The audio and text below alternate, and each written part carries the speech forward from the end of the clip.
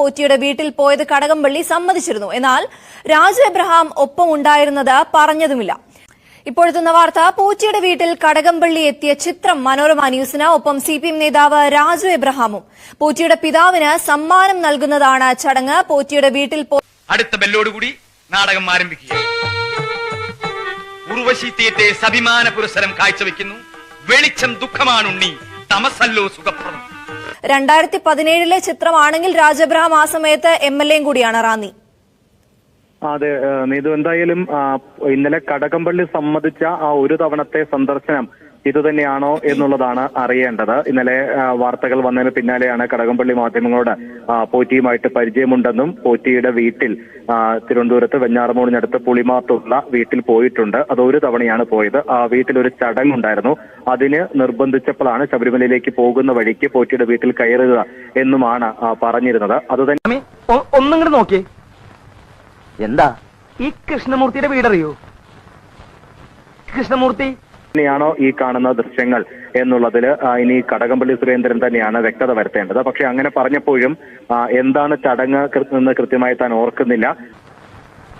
എന്നപ്പാ കൃഷ്ണമൂർത്തി സ്വാമി, അയ്യോ എന്റെ സ്വാമി എന്നെ രക്ഷിക്കണേ, അയ്യോ എന്നെ രക്ഷിക്കണം. അയ്യോ, അതുപോലെ തന്നെ ഏതെങ്കിലും തരത്തിൽ മറ്റുള്ളവരാരെങ്കിലും കൂടെ ഉണ്ടായിരുന്നോ എന്ന് പറഞ്ഞിരുന്നില്ല. മാത്രമല്ല പോലീസ് അകമ്പടിയോടുകൂടി പകലാണ് പോയത് എന്ന് മാത്രമാണ് പറഞ്ഞത്.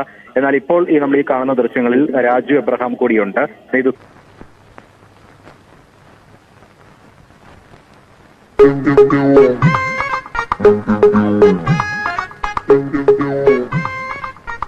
താൻ വന്നുല്ലേ? സൂചിപ്പിച്ച പോലെ തന്നെ ആ സമയത്ത് രാജു എബ്രഹാം റാന്നി MLA ആണ്. ഇപ്പോൾ CPMന്റെ പത്തനംതിട്ട ജില്ലാ സെക്രട്ടറിയാണ്. അപ്പോൾ എന്തിനാണ് പത്തനംതിട്ടയിലുള്ള ഒരാൾ, റാന്നിയിലുള്ള ഒരാൾ, കടകംപള്ളി പറഞ്ഞനുസരിച്ചാണെങ്കിൽ അദ്ദേഹം തിരുവനന്തപുരത്ത് നിന്ന് അല്ലെങ്കിൽ കഴക്കൂട്ടത്ത് നിന്ന് പത്തനംതിട്ട വഴി ശബരിമലയിലേക്ക് പോകുന്ന വഴിക്ക് വെഞ്ഞാറമൂടുള്ള ഉണ്ണികൃഷ്ണ പോറ്റിയുടെ വീട്ടിൽ കയറിയതാകണം. അപ്പം രാജു എബ്രഹാമും കൂടി ഇവിടേക്ക് വന്നിട്ട് പോറ്റിയുടെ വീട്ടിൽ പോകാൻ വേണ്ടി മാത്രം പോയതാണോ, അതിന് പ്രത്യേക സമ്മാനമൊക്കെ മേടിച്ചുകൊണ്ടാണോ പോയത് എന്നടക്കമുള്ള സംശയങ്ങളാണ് ഇതിന്റെ അകത്തുണ്ടാകുന്നത്. തന്റെ മനസ്സലിഞ്ഞില്ല അല്ലേ?